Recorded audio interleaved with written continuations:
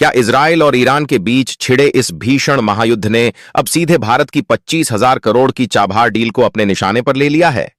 क्या आज सुबह चाबहार के पास हुए धमाके भारत के लिए कोई खामोश धमकी हैं?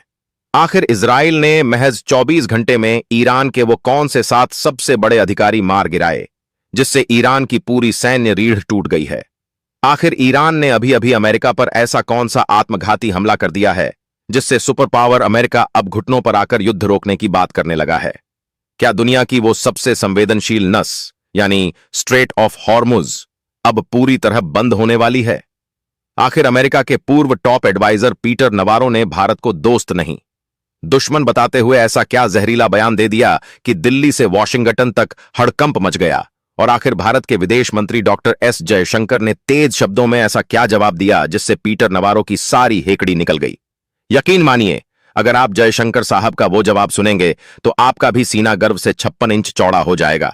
चलो जल्दी से आप लोगों को इन सभी सवालों के जवाब विस्तार से बता देता हूं, लेकिन उससे पहले आप लोग कमेंट में भारत माता की जय लिख दीजिए और वीडियो को लाइक, शेयर और चैनल को सब्सक्राइब जरूर कर दीजिए। और हां, कमेंट में यह भी बताइए कि आप कहां से यह वीडियो देख रहे हैं, ताकि मुझे पता चल सके कि मेरी यह वीडियो भारत के किस किस स्टेट तक पहुंची है। दोस्तों, अभी अभी जो जानकारी निकल कर आ रही है उसने पेंटागन की रातों की नींद हराम कर दी है। खबर यह है कि ईरान ने अब तक का सबसे बड़ा और सीधा प्रहार सुपर पावर अमेरिका पर कर दिया है। कतर में स्थित अमेरिका के सबसे विशाल सैन्य बेस अल उदैद पर ईरान ने दर्जनों बैलिस्टिक मिसाइलें दाग दी हैं। यह वही बेस है जहां से अमेरिका पूरे मिडिल ईस्ट को कंट्रोल करता है। इस हमले ने अमेरिका के उस घमंड को चकनाचूर कर दिया है कि उसका एयर डिफेंस सिस्टम अभेद्य है। अब आलम यह है कि जो अमेरिका कल तक युद्ध की धमकियां दे रहा था, उसके भीतर से ही अब शांति और युद्ध रोकने की मांगें उठने लगी हैं। उधर इजराइल ने भी पीछे न हटते हुए महज 24 घंटों में ईरान के खुफिया तंत्र के 7 सबसे बड़े अधिकारियों को मौत के घाट उतार दिया है। इसमें इंटेलिजेंस मिनिस्टर इस्माइल खातिब और सुरक्षा प्रमुख अली लारिजानी जैसे बड़े नामों के साथ उनके 5 और सैन्य रणनीतिकार शामिल हैं। इन मौतों ने ईरान के सैन्य नेतृत्व में एक ऐसा शून्य पैदा कर दिया है जिसे भरना नामुमकिन है। प्रधानमंत्री नेतन्याहू ने खुली चुनौती दी है कि अब उन्हें किसी मंजूरी का इंतजार नहीं है। जो भी इजराइल की सुरक्षा के लिए खतरा बनेगा उसे चुन चुनकर मारा जाएगा। लेकिन युद्ध के इसी शोर के बीच अमेरिका के पूर्व top trade adviser Peter Navarro ने भारत के खिलाफ जो जहर उगला है वह किसी भी भारतीय को बर्दाश्त नहीं होगा। नवारो ने न्यूयॉर्क टाइम्स में लिखे अपने लेख में साफ शब्दों में कहा है कि भारत अब अमेरिका का दोस्त नहीं, बल्कि एक खतरनाक दुश्मन की तरह व्यवहार कर रहा है। उनका आरोप है कि जब पूरी दुनिया ईरान की इकोनॉमी को खत्म करने के लिए उस पर प्रतिबंध लगा रही है, तब भारत चाबहार पोर्ट के जरिए ईरान को लाइफ सपोर्ट क्यों दे रहा है? नवारो का तर्क यह है कि भारत एक तरफ क्वाड में बैठकर अमेरिका के साथ हाथ मिलाता है और दूसरी तरफ ईरान से तेल खरीदकर उसे अरबों डॉलर पहुंचा रहा है। नवारो ने उन भारतीय जहाजों शिवालिक और नंदा देवी पर भी सवाल उठाए जो स्ट्रेट ऑफ हॉर्मुज जैसे खतरनाक रास्ते से बिना किसी नुकसान के सुरक्षित निकल गए। उनका दावा है कि यह भारत और ईरान के बीच की कोई सीक्रेट सेटिंग है। नवारो ने यहां तक कह दिया कि अब वक्त आ गया है कि अमेरिका को भारत पर भी वैसे ही कड़े प्रतिबंध लगाने चाहिए जैसे रूस और ईरान पर लगे हैं। जैसे ही नवारो का यह बयान वायरल हुआ, भारत के विदेश मंत्री डॉक्टर एस जयशंकर ने उसे उसी की भाषा में जो जवाब दिया, उसने पीटर नवारो की पूरी हेकड़ी निकाल दी। जयशंकर साहब ने बिना किसी लाग लपेट के कहा कि भारत अपनी ऊर्जा सुरक्षा और अपनी जनता के भविष्य के लिए किसी भी देश के सर्टिफिकेट का मोहताज नहीं है। उन्होंने साफ कर दिया कि भारत की विदेश नीति वॉशिंगटन के हुक्म से नहीं, बल्कि दिल्ली की जरूरतों से तय होती है। जयशंकर साहब ने आगे कहा कि जो देश अपनी सुविधा के अनुसार युद्ध के नियम बदलते हैं, उन्हें भारत को नैतिकता सिखाने की जरूरत नहीं है। उन्होंने स्पष्ट किया कि चाबहार भारत का रणनीतिक अधिकार है और हमारे जहाजों का सुरक्षित निकलना हमारी बेहतरीन कूटनीति का प्रमाण है।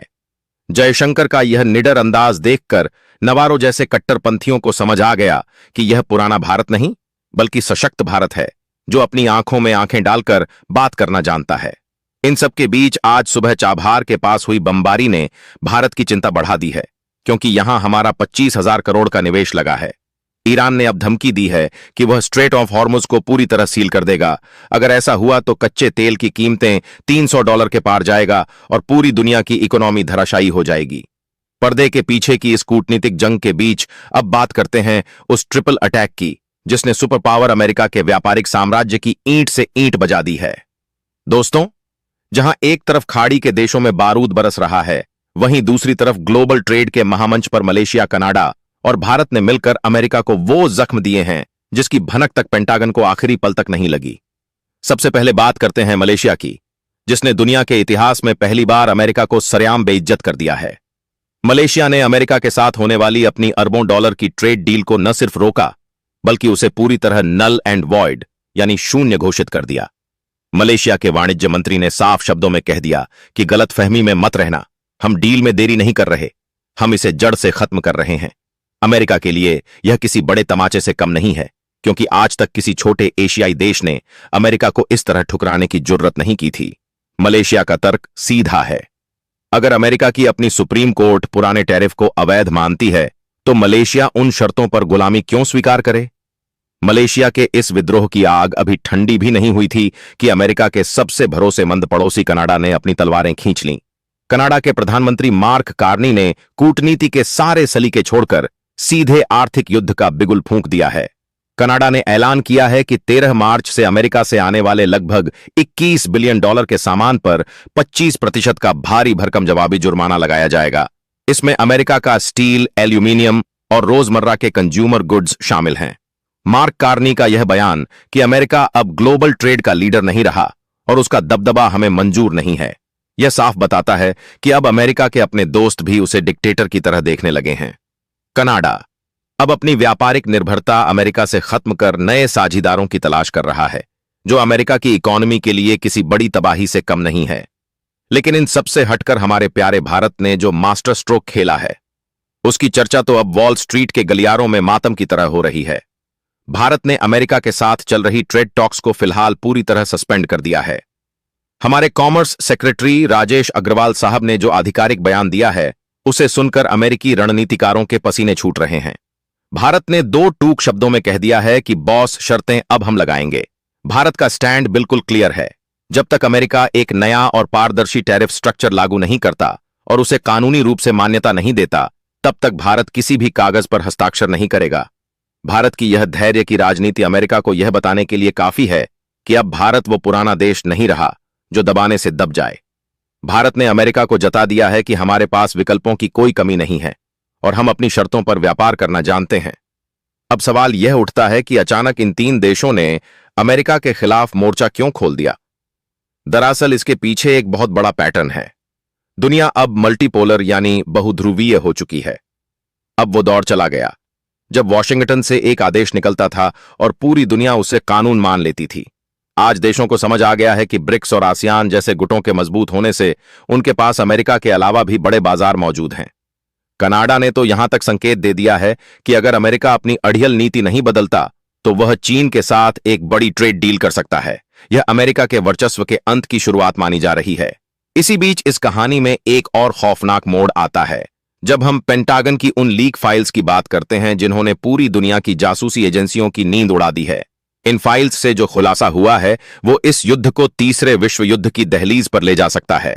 खबर यह है कि ईरान के पास अब चीन की बनाई हुई CM-302 सुपरसोनिक एंटीशिप मिसाइलें पहुंच चुकी हैं। ये मिसाइलें आवाज की गति से भी तेज चलती हैं और समंदर के इतने करीब उड़ती हैं कि अमेरिकी रडार इन्हें तब तक नहीं देख पाते जब तक कि ये जहाज के हल से टकरा न जाएं। इन लीक फाइल्स ने यह भी साबित कर दिया है कि रूस और ईरान के बीच एक बहुत ही गुप्त सैन्य समझौता हुआ है, जिसके तहत रूस का एक विशाल विमान IL-76 हाल ही में ईरान की सीमा पर कुछ बेहद गोपनीय सामान लेकर उतरा है। पेंटागन की उन लीक फाइल्स ने जो खुलासा किया है वह साक्षात तीसरे विश्व युद्ध की आहट जैसा है, क्योंकि ईरान के तरकश में अब चीन की घातक CM-302 सुपरसोनिक एंटीशिप मिसाइलें सज चुकी हैं। ये मिसाइलें कोई साधारण हथियार नहीं हैं, बल्कि ये समुद्र में तैरते अमेरिकी विमानवाहक पोतों के लिए साक्षात काल हैं। इनकी रफ्तार आवाज की गति से कई गुना तेज है और ये समंदर की लहरों को चूमती हुई इतनी नीची उड़ान भरती हैं कि दुनिया का सबसे एडवांस रडार सिस्टम भी इन्हें तब तक नहीं देख पाता जब तक कि ये जहाज के सीने में सुराख न कर दें। अमेरिकी रणनीतिकारों को अब इस बात का खौफ सता रहा है कि अगर ईरान ने गुस्से में आकर इन मिसाइलों का बटन दबा दिया तो अरब सागर से लेकर हिंद महासागर तक का पूरा सैन्य संतुलन ताश के पत्तों की तरह बिखर जाएगा। यही वो असली वजह है कि अमेरिका इस वक्त भारत पर पागलों की तरह दबाव बना रहा है, कि वह ईरान के साथ अपने सारे आर्थिक और कूटनीतिक रिश्ते तुरंत तोड़ ले। लेकिन भारत के विदेश मंत्रालय ने एक बार फिर दुनिया को आईना दिखाते हुए साफ कर दिया है कि हमारी ऊर्जा सुरक्षा हमारी सर्वोच्च प्राथमिकता है और हम अपनी 125 करोड़ जनता की जरूरतों के लिए किसी भी तीसरे देश के हुक्म का इंतजार नहीं करेंगे। इसी बीच एक और रहस्यमयी घटना घटी है जिसने जासूसी एजेंसियों के कान खड़े कर दिए हैं। रूस का वो भीमकाय मालवाहक विमान IL-76 जिसने इजराइल की बमबारी के ठीक बाद मॉस्को से उड़ान भरी और ईरान की सरहद के बिल्कुल पास लैंड किया। इस विमान ने पूरी उड़ान के दौरान अपना GPS सिग्नल बंद रखा था, जो इस बात का पुख्ता सबूत है कि व्लादिमीर पुतिन ने ईरान के घायल नेतृत्व को बचाने के लिए पर्दे के पीछे से अपना हाथ आगे बढ़ा दिया है।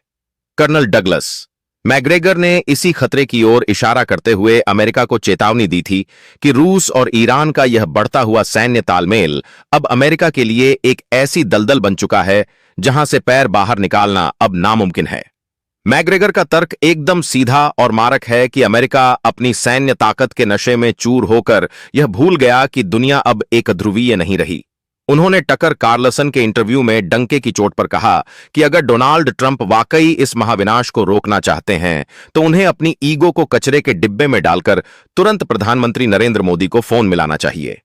कर्नल मैग्रेगर ने भविष्यवाणी की है कि अगर युद्ध नहीं थमा तो कच्चा तेल $300 प्रति बैरल के पार चला जाएगा, जिससे दुनिया भर के शेयर बाजार 80% तक क्रैश हो जाएंगे और ट्रिलियंस ऑफ डॉलर पल भर में राख हो जाएंगे। इसमें आम अमेरिकी से लेकर हर देश का नागरिक सड़क पर आ जाएगा। यह चेतावनी इस बात का सबूत है कि इस युद्ध की चाबी अब भारत और PM मोदी की मेज पर ही रखी है। अंत में बात उस 25,000 करोड़ की मेगा डील की जो इस वक्त सबसे ज्यादा खतरे के साये में है। अमेरिका की पूरी कोशिश है कि भारत को डराकर या धमकाकर चाबहार पोर्ट प्रोजेक्ट से पीछे हटा दिया जाए, लेकिन जयशंकर साहब ने अपने कड़े तेवरों से यह स्पष्ट कर दिया है कि चाबहार भारत की रणनीतिक स्वायत्तता का सबसे बड़ा प्रतीक है। यह सिर्फ मुनाफा कमाने का जरिया नहीं है, बल्कि अफगानिस्तान और मध्य एशिया तक पहुंचने का हमारा एकमात्र और सबसे विश्वसनीय रास्ता है, जिसे भारत किसी भी बाहरी दबाव में आकर दांव पर नहीं लगाएगा।